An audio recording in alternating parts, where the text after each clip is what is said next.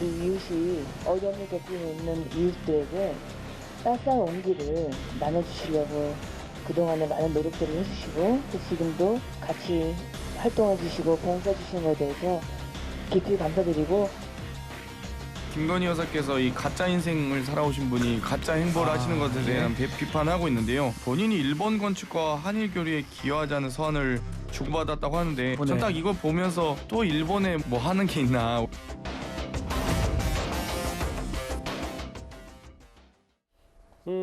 장경태 또 얘기 오랜만에 나왔는데 그 전에요, 이현정 의원님. 네. 그 일본의 유명한 건축가 안도 다다오와 김건희 여사가 원래 그 여사가 되기 전에, 그러니까 대통령의 부인이 되기 전에 전시기획사 대표 시절에도 좀 인연이 있었나 봅니다. 그래서 좀 여러 신년 인사를 주고받았던 모양이더라고요. 참 장경태 의원의 머릿속에는 일본 사람이면 무조건 나쁘다라는 인식들이 있는 것 같습니다. 근데 본인은 아마 일본 제품 혹시 쓰는 게 있는지 모르겠어요.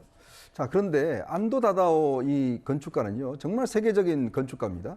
독학으로 공부를 해서 정말 세계적인 건축가가 됐고, 우리나라에도 지금 LG 아트센터라고 마곡에 가면 그 유명한 아트센터가 있습니다. 예. 바로 그걸 건축한 분이 안도 다다오입니다. 그리고 또 제주도에 가시면 섭지코지에 거기에 가면 안도 다다오 작품들이 꽤 있습니다.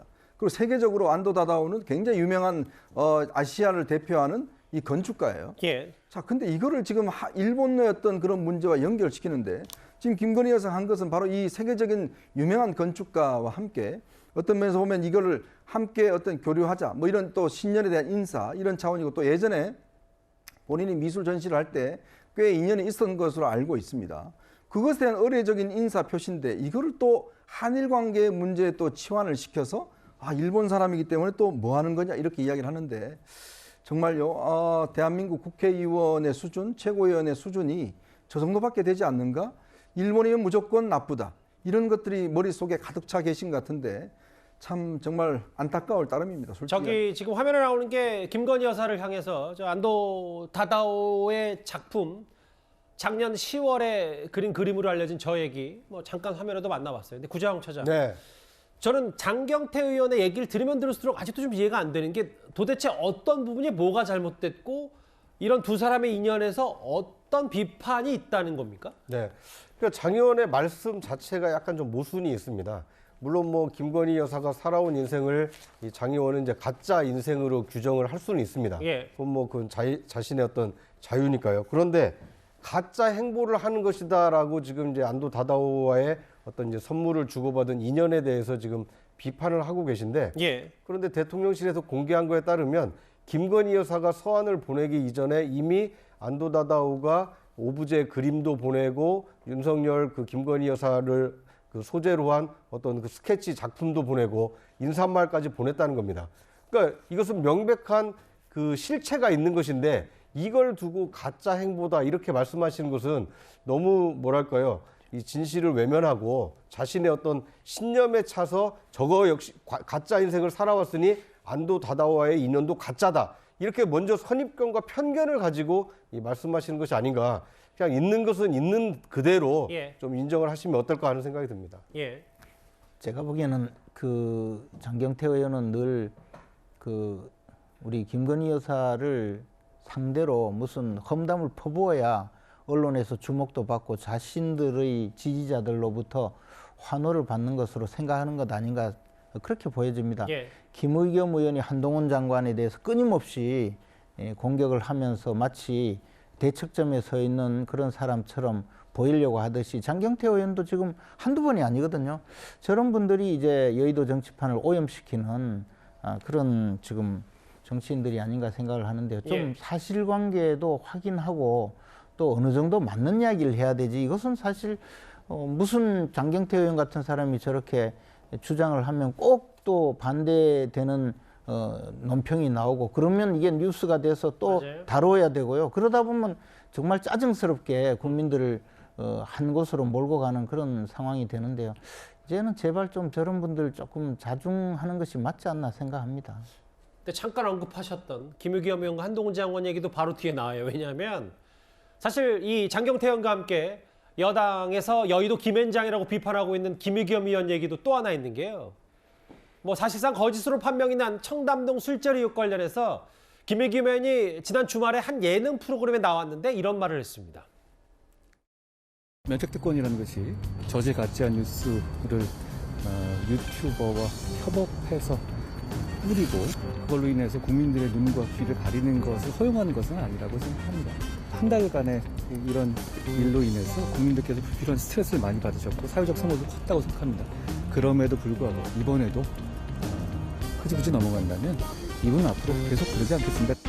법사위에서 맹활약 하셨는데 한동훈 장관과 늘 많이 부딪힙니다. 네. 가장 기억나는 장면은 뭡니까? 청담동 술집 문제가 제일 기억에 남고요. 더 공을 들이고 문제의식을 가지고 파헤쳤던 것은 한동훈 장관의 미국 출장, 의문에 쌓인 미국 출장이었어요. 답변 태도에 대해서는 어떻게 생각하십니까? 역대 어느 장관이 저런 식의 태도를 보였나? 아마 그런 사람이 없었던 것 같습니다. 물론 정치적인 배경이 있겠죠. 향후 뭐 정치적 입지 이런 것까지 생각한다라고 생각을 하지만 그런 계산 이전에 좀 자기중심적이고 또 모든 걸 적대적인 관계로 해석하고 그렇게 받아들이는구나. 뭐 욱하는 걸로 따지면 저보다 한 10길 100배쯤 더한 것 같습니다. 네. 본인 유튜브에서 준비한 듯처럼 웃으면서 얘기도 하고 그리고 예능 프로그램에 나가서 10억 소송 걸었잖아요. 손해배상 그 한동훈 장관이. 집 팔면 10억 정도 되겠지만 그 다음부터 막막하다. 하지만 줄 일은 없다. 내가 100% 이긴다. 뭔가 김의겸 의원이 자신감에 가득 찬 느낌인데 김 대표님은 어떻게 좀 보고 계세요? 일단 뭐 김재원 최고위원님이 또 변호사 자격증이 있으시잖아요. 그래서 잘 아실 텐데 이 명예훼손 손해배상 같은 경우에는 사실 수백만 원 보통 나오고요. 예. 정말 많이 나오면 뭐 몇천만 원 나오는데 억 단위가 가려면은 이것 때문에 정신적인 충격을 받아서 내가 1년 동안 뭐 출근을 못했다. 뭐 이런 식의 이제 입증이 들어가야 되는 거예요. 예. 그래서 보통 저런 식으로 뻥튀기해서 이제 저는 뻥튀기라고 보는데 10억 이제 거는 거는 이제 대언론용이고 실제 승소를 하더라도 그러니까 뭐 한동훈 장관이 승소를 하더라도 예. 뭐 몇백 아니면 1,000만 원 정도 이제 나올 가능성이 매우 높다 이렇게 말씀드리겠습니다. 그래서 사실 이제 김의겸 의원도 그걸 알 거예요. 근데 이제 김의겸 의원이 얘기하는 거는 무슨 죄인지 알겠지만 돈이 뭐 10억 물고 안 물고가 문제가 아니라 본인이 소송에서 이기긴다는 얘기를 하고 있는 거잖아요. 그러니까요. 그거는 저도 모르겠습니다. 진짜 그거는 재판에 가봐야 되는 건데 뭐 일종의 예능이니까 이제 자신감 뭐 이런 거를 이제 자기는 그러니까 일종의 국회의원으로서 정당한 질문을 한 것이고 뭐 그렇게 이제 뭐 얘기를 하면서 그렇게 나온 건데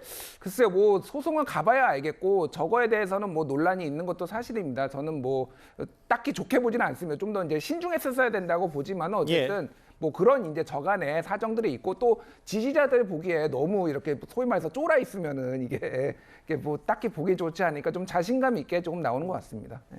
제가 위축돼 있다고 순환할게요. 만약 그 표현을 했었다면 김재현 의원님 모르겠어요. 뭐 여당에서는 근거 있는 자신감이 어떻게 근거 없는 거 아니냐. 그리고 뭐 손해배상 완박법이라도 손해배상 완전 박탈법이라도 만들 법이다. 상당히 또 김의겸 의원에서 거칠게 비판하고 있는데 본인이 뭔가 이제 여유를 찾은 겁니까? 아니면 다시 한동훈 장관을 공격하기 위해서 여러 준비를 좀 하고 있는 겁니까? 뭐 여유를 찾았다고 보지는 않는데요. 어쨌든 저 소송이라는 건 사실 앞으로도 상당히 논란이 될 그런 소송이거든요.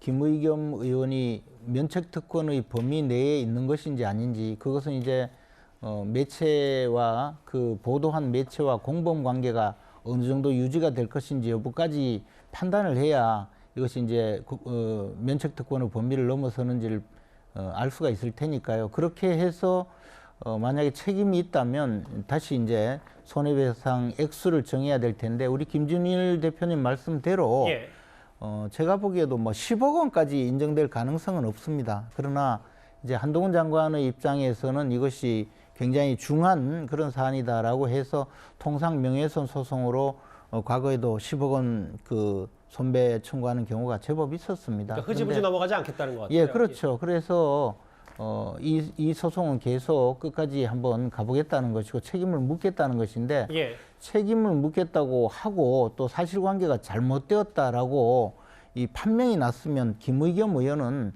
내가 조금 그 사실관계에 대해서는 확인은 조금 잘못이 있었다. 그러나 뭐 소송에서는 내가 이기지 않겠느냐 이런 이야기를 했다면 그래도 좀 받아들일 만할 텐데 저렇게 계속 그